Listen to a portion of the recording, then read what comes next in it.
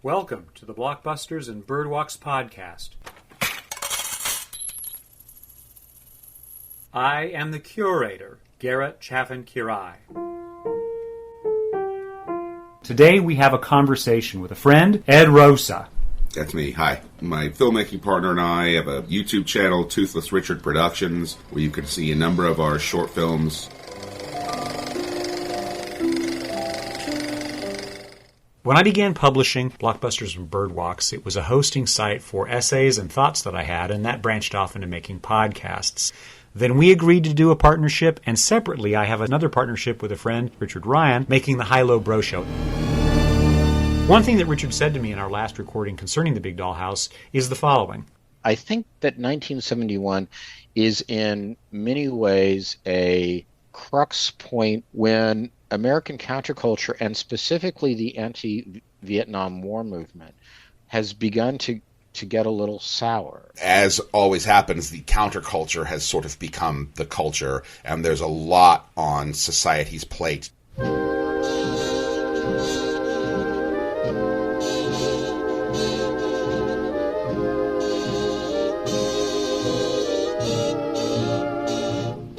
I had a professor who really loved Mike Nichols. I point this out because there was an older student at that time, a graduate student, Janice, but she hated Carnal Knowledge. Just hated it. hated it. Having now rewatched it with you to prepare for this episode, I think I basically sit where Janice sat way back then. Yeah. Carnal Knowledge is an extraordinary work of art, but it is really unpleasant. Right. The sketch of the movie, I think, is pretty basic. And it only has a handful of characters, so it really demonstrates Mike Nichols' skill at crafting dramaturgy and working with actors in closed settings, mostly just to have them talk. We don't go very many places, we don't do very many things, but we're looking at a friendship between two forced roommates at Amherst College who are roughly 19 or 20 years old, and we watch their lives unspool against one another in three distinct chapters. That period of college, a period when they're probably around age 30, and a period when they're in their early 40s. At each turn, they are dealing with different relationships, whether that's girlfriends, eventually it's wives, and the only continuity is the friendship they have with each other, which is always strained. So one thing I did not get when I was younger first watching this movie, but now it's plain as day, is the only love relationship that actually works is between the two men. The two dudes, yeah. They're so into each other, it's silly. Everything they do is performative for the other's benefit or else to insult or harm him, and yet they keep coming back to each other as they grow older. Maybe that explains why they're both such assholes to women, is that they're actually gay and they can't, and they don't know how to acknowledge that or you know. Again, to credit this older friend Janice, that's exactly her read, and I thought, oh no, that's just silly. Look at all the women that they're going through. How could they possibly be into each other? But she's exactly right, and you're exactly right. Their relationship is toxic, but they love each other.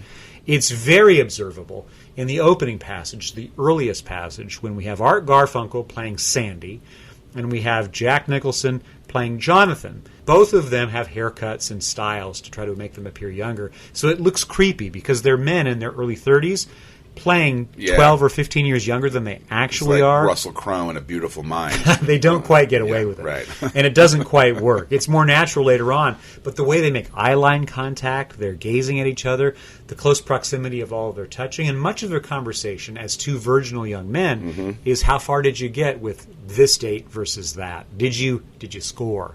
Right. How far did you go? That's just all over their conversation piece. And that correlates with roughly 1948 or so, based on the references that they make. And the music. Yeah, exactly. And all of that adds up. Now, what happens in that early passage is that who runs right into them but Candace Bergen playing a young woman from across town at a neighboring school. Her name is Susan. Both are deeply smitten with her. That's the only chapter in this movie where both men are sympathetic and equal footing, because I think Susan's perspective is correct. Together, they do form a confident, handsome, charming, smart conversationalist. He's also kind of sexy and wants to do the bed work. Right. She ends up going with Sandy first. He's not aggressive enough to make certain moves. Jonathan cozies up to her. He is. Right. Jonathan beds her first. They keep it a secret. They never tell Sandy, and that remains true the whole length of their lives, but it all goes wrong. Ultimately, she does marry Sandy. Later chapters, we learn that they're divorced. She never reappears after this opening section. Right. The middle chapter, when they're in their 30s, by this point, Sandy's become a doctor. Jonathan has become a lawyer? I don't know what he became. Obviously, it was lucrative. Susan and Sandy have a kind of a loveless marriage, and they live out in the suburbs. We realize that Jonathan has had a serial set of relationships, but none of them stick. But then he meets Bobby. Bobby is Anne Margaret, who's sort of on type, playing a fading model. He invites her to live with him, and it just crumbles the relationship because they're so needy and goofy, and he's so awful to her. Right. In the end of that chapter, it's plain that Sandy has left Susan, has a new girlfriend named Cynthia. Cynthia attracts the eye of Jonathan. Jonathan engineers a swap. Why don't you take Bobby? You've always been admiring her. I'll take Cindy. It'll be a great double date. We don't have to go out. We'll share the apartment. But Bobby ODs in an effort to win back Jonathan's willingness to marry her, which we realize, flash to the next chapter, it worked. They did get married, but the marriage was a disaster. Of course. They made a baby and have a daughter together, but divorced, and he's pissed off at the alimony he's got to pay. In Chapter 4, Jonathan is a deeply embittered man who now lives in this kind of modernist loft space. He now looks older than Jack Nicholson actually was at the time. Art Garfunkel also looks older. He's got a bald pate. He's got a paunch, so they really made him up to look older and sort of more deeply middle-aged than he is. He's got this much younger woman on his arm who's described as a college student, teaching him about life. And we meet this chapter because Jonathan is showing a film strip of all of the ball breakers of his life, commentating the whole way through on how terrible all of these women are, never acknowledging how awful he is. He concludes then with Jonathan going to a paid prostitute. This is Luis, and this is Rita Moreno, and she's meant to recite a monologue that he has written for her to deliver to him so that he can become aroused and actually maintain an erection all the way through the completion of the act of ejaculation. Right. End movie! Yeah. Janice was right, man. This thing is so awful, Yeah. but it's so excellent. A portrait of a particular kind of frozen masculinity. The infatuation and the consummation, and then just the longer you're together, you should be growing together, but really it's just the other people's peccadillos start getting on your nerves more and more, and whatever failures you are experiencing in your life, you start sort of blaming the other person for, and both people are miserable, and yet there's still this like desire for some reason to like maintain the relationship. Another aspect of it that I was thinking about a lot is the way that these characters, but in particular Sandy and Jonathan, they fully understand the conventions of social normality they are meant to embody. A fella goes to college. A fella uses college to build a career. This is particularly true for Jonathan, who highlights that he was a relatively impoverished young man and really wants to have money. That's really important to him. The first of his family to have an education. That's right, and he's going to capitalize. And that's a laudable goal, especially for somebody who does indeed come from that stripe of social hierarchies. And then pile on top of that, one of the conventions is you find a suitable mate, you marry, you care for that mate and that family, you get the house together, you get the picket fence, you get the animals that are inside of it, you get the children that play with the animal, all of that stuff. And of course, these are young men coming of age in the 1940s, presumably born at the sort of depression moment, the late 20s to the early 1930s. So there's 48, and they're they would have been born like at 28 or whatever. Too young to be in World War II because of college and their professional value. Too old to be involved in Korea, and way too old to be involved with Vietnam. So those war-making experiences, they threaded a needle right through. Yeah, they lucked out. But as a consequence, they are the literal building block of what middle-class and upper-middle-class American society would be, how its laws are made, what its rules are, what's going to be considered valuable. But neither man actually enjoys any of that. Right. It's fun for them as they age to have enough wealth to go out to eat and do things of this sort. I mean, it's fun that way for anybody. But they don't want wives. They don't want those conventional things. They're not willing to acknowledge that they don't want these things, and they're doing nothing but making themselves miserable. And their partners. They're almost lethal to their partners, right, and how vicious they can be. And it's all because they just can't quite be honest enough, I think, with themselves about what it is they want. The one exception is the way that Jonathan picks up Susan Most girls I talk to, it's like we're spies from foreign countries and we're speaking in code. Everything means something else. Like I say, would you like to take a walk? And it means something else. And she says, I can't, I've got a French test tomorrow. And it means something else. And you say, I'll come over and help you study, and it means something else. You're very sharp. I like that. And that means something else. You're too sharp. Does that bother you? It interests me. Is that more code? We'd be good together. I'm dating your best friend. He won't mind. How do you know? I won't tell him. What if I mind? You want to go out Friday? Pushing away from the movie and trying to gather my thoughts, I'm mostly struck by certain images that crop up. One, well, I should say more generally, the movie impresses me because of how it's edited.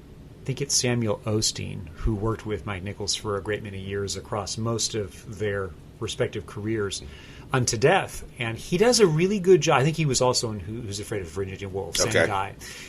What he manages to do is take these very static setups. The camera doesn't move a lot. It doesn't go to that many places. And once it is rolling in a scene, it rarely shifts position. There's not a lot of coverage. I guess Well, that's yeah, my like point. the scene where they go play like tennis.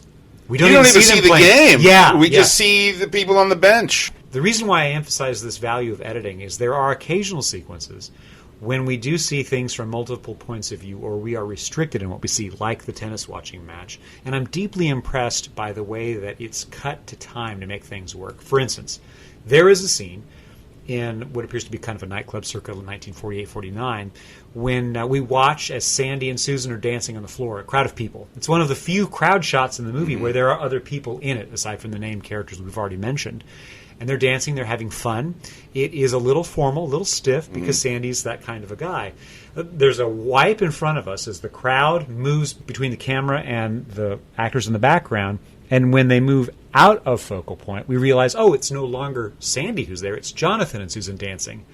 Right. And he's got that Jack Nicholson wolfish grin, which had not yet been fully defined. But there it is. Yeah.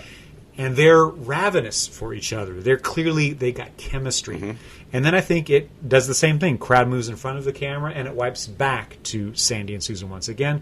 Before we get one of the great shots of the movie, which touched me deeply, it is a close-up of Susan.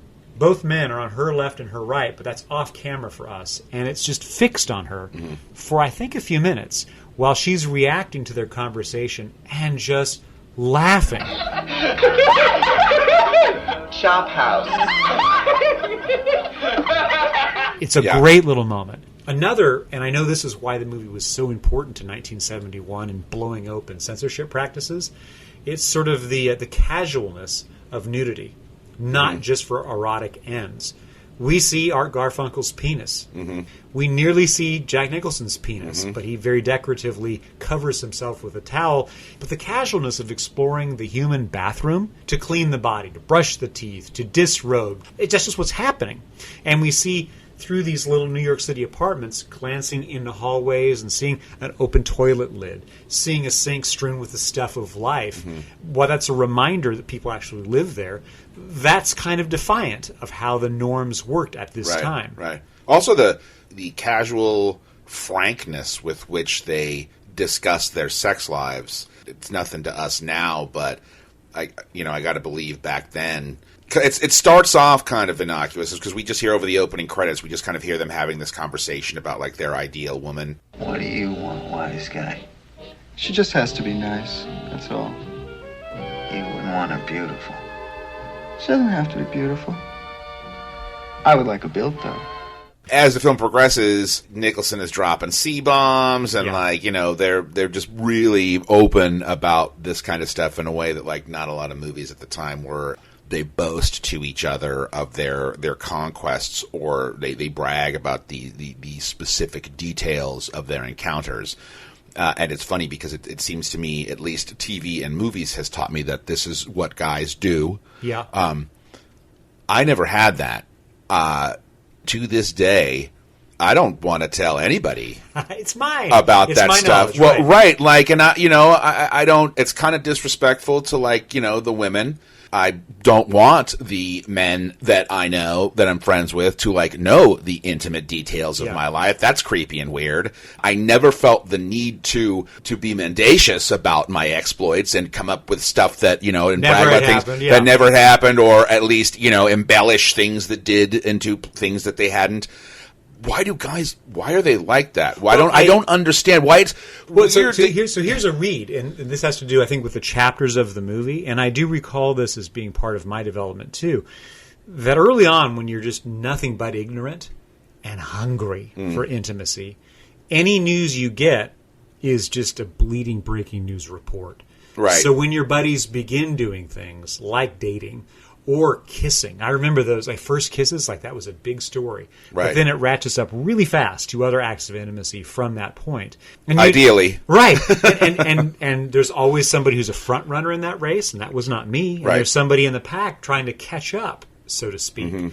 But because you don't know at all what you're doing, what the order is supposed to be, the mechanics of how it is that you accomplish whatever the act might be that's on your imagination, and you found a willing partner, so what are you supposed to do? Yeah, you need to fill in those. You do. You need an instruction manual. Which is funny. That's actually one of the things that, like, the first thing I wrote down because of their conversation. That too bad these guys didn't have internet porno. Right. Instead of being uncertain about how to make out, they could be uncertain about whether they had choked her hard enough or spit on her enough.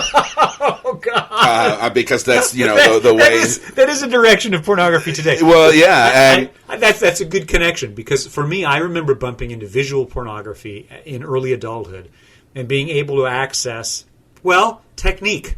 There's a way that the first chapter of this movie participates in that ethos of ignorance, and at the point we meet them, when the movie's contact sets to the pavement, they are virginal. They quickly use Susan to change all of that. But we do see things on screen that teach us the transition. Like, we watch Sandy unfurl a rubber. I got to imagine that there was a whole bunch of audience members in 71 thinking, oh, that is what a rubber looks like. Yeah. You mean this is the point when you bring it out? Yeah. So there's a component of watching this movie be about learning what to do. What did you think of Anne Margaret's performance? I thought she was wonderful. I mean, her confidence in times when her character is confident, her weakness, her vulnerability in those moments, everything felt, very genuine and very real. Maybe Anne Margaret has had a similar experience in her life as most of us have, to be able to draw on to make this feel so uncomfortably realistic. I think that's true. She's also the one that that my heart broke for. I think the only one that my heart broke for. Okay. The scene where they're having their big fight, when he's like, oh, you want a job? Like, make this bed, and he's yelling at her and all that stuff. That whole argument sort of really rang true, and I was, because I'm also like acutely aware that, like, very rarely in life are things one-sided. And also, I'm not saying it's always 50-50. Right, but the circumstances do require two participants, even if one is more the initiator for failure. Right, and it's like, that adage about, the truth lying somewhere in the middle. So I was trying to, this is before in the film I just had nothing but contempt for Jack Nicholson's character. I'm trying to, like, see his side of it. Yeah. And I kind of did. I don't think he was going about things the right way, but I was like, I saw her coming to him with nothing but love, and him just having nothing but contempt. And then they get married. No.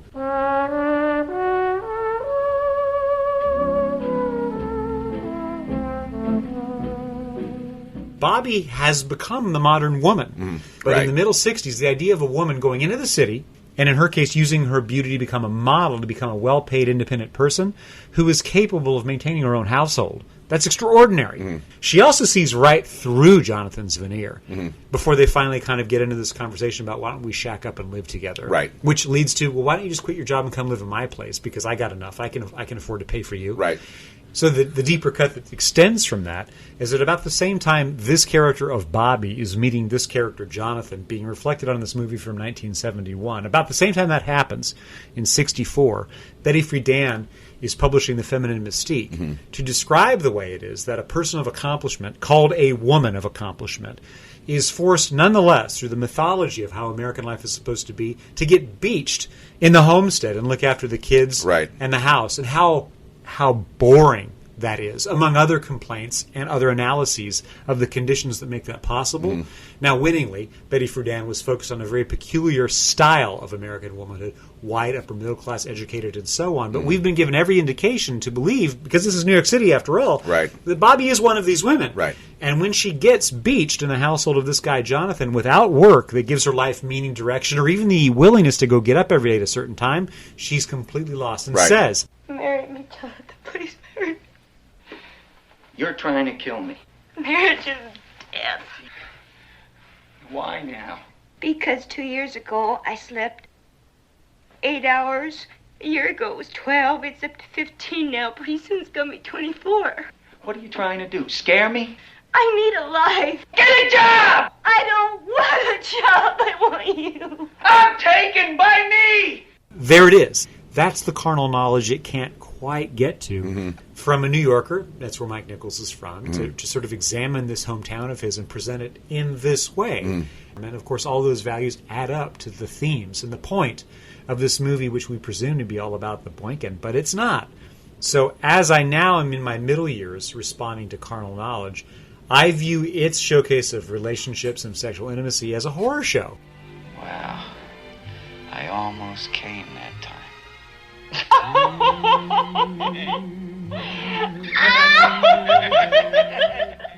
You can, I think, formally analyze this and be deeply impressed with its production design, with its cinematography. Clearly, its acting is doing some top-notch stuff, which is based on very good writing, which is based on very good blocking.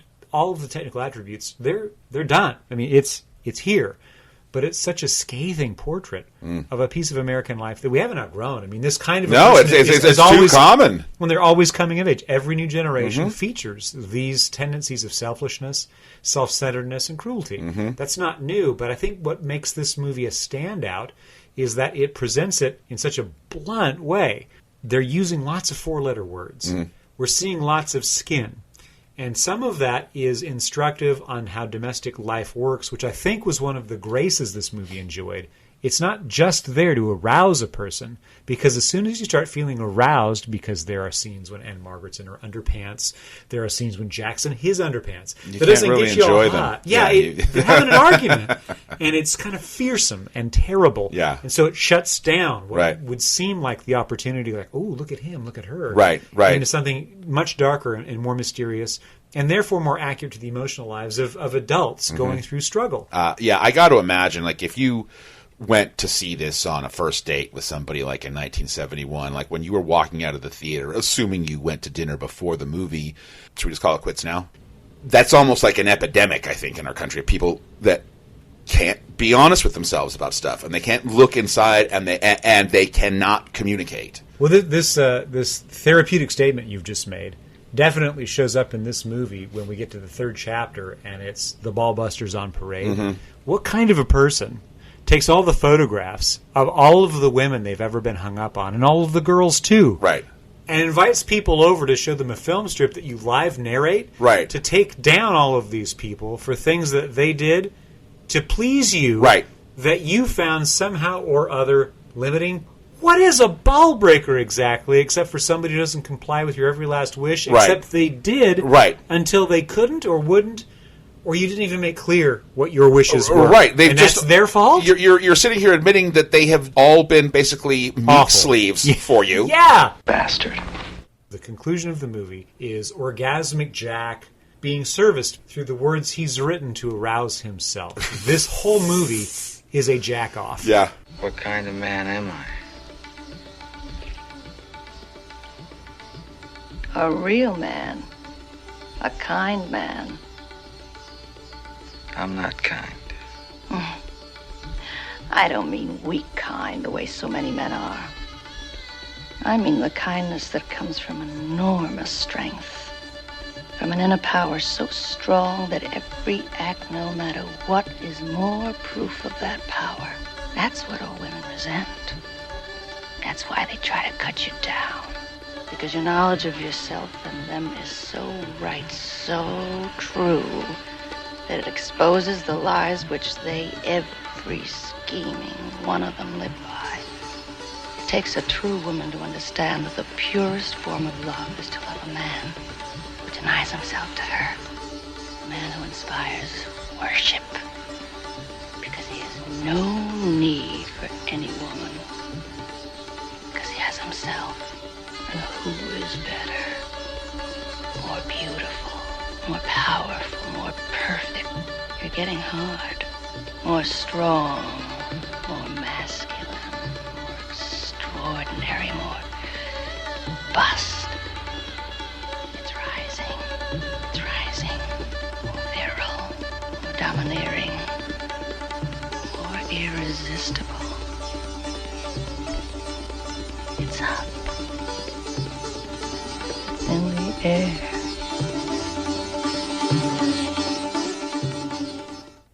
This is Blockbusters and Birdwalks, a conversation between Garrett Chaffin-Quiray and Ed Rosa.